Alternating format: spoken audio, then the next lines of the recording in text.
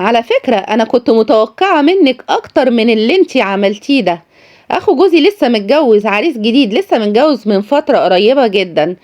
رُحنا عنده طبعًا علشان خاطر نبارك له، هو والحلوة العروسة الجديدة اللي هي سلفتي. عايزة أقول لكم إن إحنا لمّا رُحنا له قُمنا بالواجب معاه وقعدنا قعدة كويسة وكنا قاعدين، بس عايزة أقول لكم بقى إن سلفتي دي هي تبان إنها طيبة، لكن هي من جوّه صفرا، مش سهلة ومش سالكة خالص بالمرّة. المهم إن أنا قعدت وقضيت الوقت أنا وجوزي وبنتي وابني، كنا قاعدين وقضينا وقت كويس، وقلت خلاص رغم ان هي كانت عماله تبص لنا بصات غريبه من تحت لتحت كده. حتى عايزه اقول لكم لو حتى عيل مد ايده على اي حاجه قاعده واخده بالها من كل تصرفات ولادي ومن كل تصرفاتنا. انا مش فاهمه ليه، بس انا عن نفسي قلت مش مشكله، هي كده كده يمكن عشان عروسه جديده وخايفه على حاجتها. لكن تخيلوا بقى الصفرة بقى تعمل ايه. ابص الاقي بنتي قالت يا ماما انا عايزه ادخل الحمام، وفعلا دخلتها الحمام ورجعت تاني قعدت مكاني. قالت لي خلاص ماشي انا هخش اجيبها من الحمام.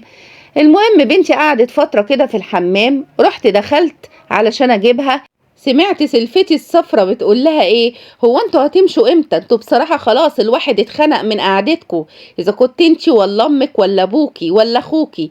طبعا انا اتصدمت من كده، سكت وفوت وعادي خالص، ما بينتش طبعا ان انا سمعت حاجة زي كده، ومشينا وروحنا. لكن بيني وبينكو انا قلت البيت ده، انا بيت اخوه ده انا مش هدخله تاني، لان بجد مراته دي قليلة الذوق وبجد شخصية ناقصة جدا. ان انتي تعملي كده واحنا جايين نزورك، يعني مش للدرجة، حتى استحملي وجودنا يا ستي، لكن ما تعمليش بمنتهى قلة الذوق بالطريقة اللي انتي عملتيها معانا دي.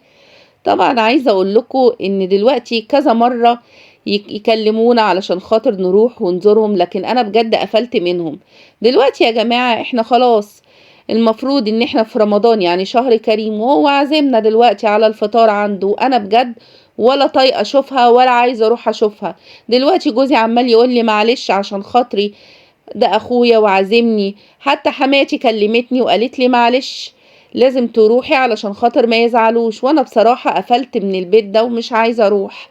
فانا مش عارفه هل انا غلطانه يا جماعه لو انا ما روحتش وزرتها، لكن لان بجد دي شخصيه قليله الذوق، يعني اللي هي عملته ده ما يتعملش. كفايه ان هي كمان تروح تقول لبنتي حاجه زي كده.